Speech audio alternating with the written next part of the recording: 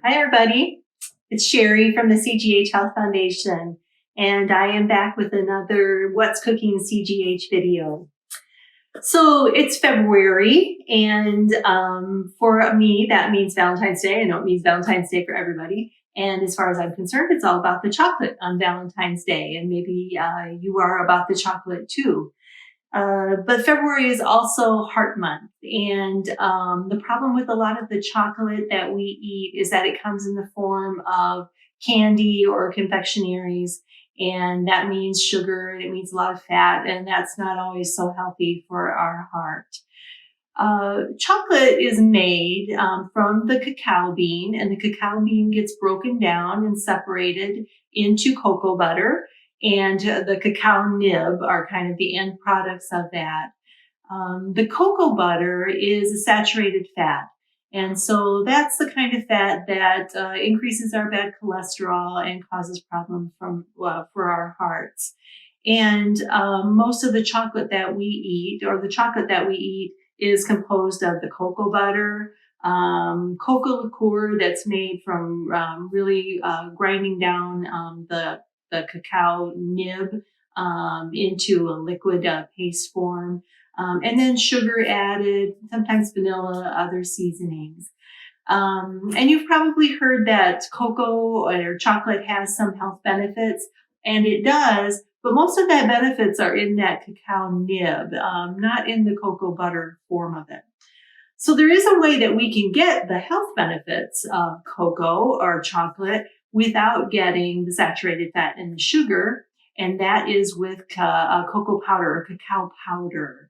And cacao powder does have some health benefits. It is got fiber in it, and so that's healthy for us.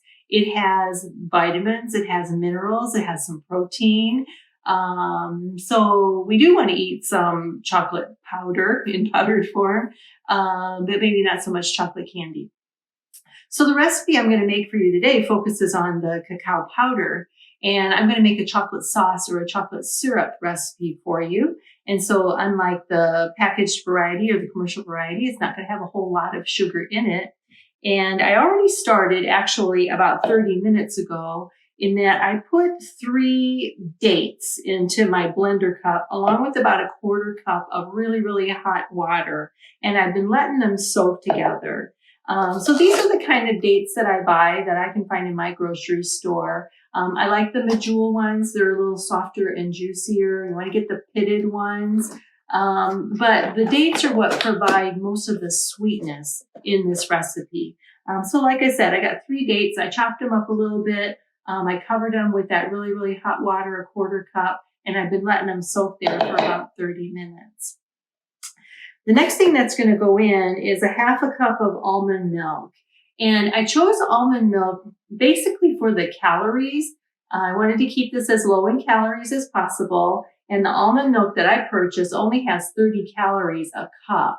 So at 1/2 cup of almond milk, I'm only adding 15 calories to the recipe.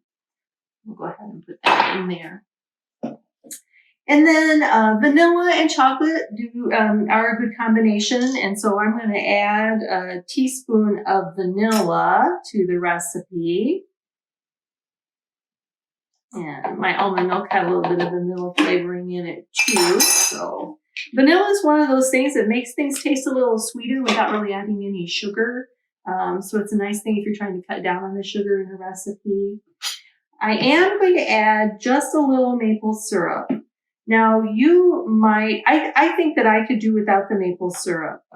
So I would say I would try it first with the syrup. And if you think it's sweet enough, try it without. The maple syrup doesn't have to be in there. It's just that most of us are conditioned to like things a little sweeter, and that takes it just a little bit over the edge. The next thing I'm going to add is the cacao powder. And there's a difference between cacao powder and cocoa powder. So if you can find this, I would recommend that you use it. You can use cocoa powder if that's all you have. This is just less processed. And so cocoa powder is made by processing the cacao powder just a little bit more. Some of the nutrition gets lost, some of the fiber, some of the vitamins. And then there's another form of cocoa powder called Dutched, which is even more processed. It makes it not quite as acidic. But if you can find cacao powder, you might have to go to your health food store or natural food store, or even order it online. But that's what I would try. I would use if I could find it. I'm going to put 1/4 of a cup of the cacao powder into my blender jar. And the last thing I'm going to add is just a pinch of salt.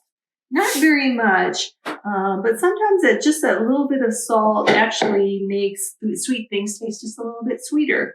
So that's everything in the blender jar. And I'm going to put it on the blender, and I'm going to process it for 60 seconds.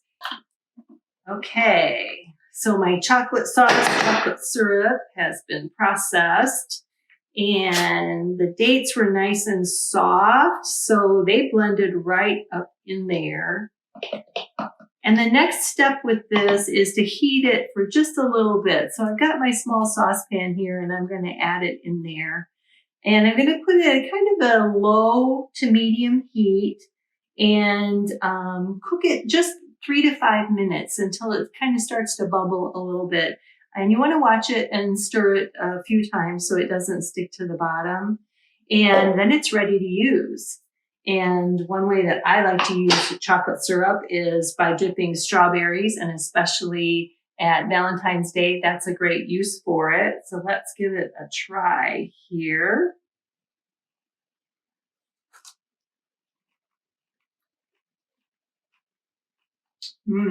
That's really good. The other thought I had is that this year, Valentine's Day falls on a Sunday, so you might be thinking about brunch or breakfast in bed.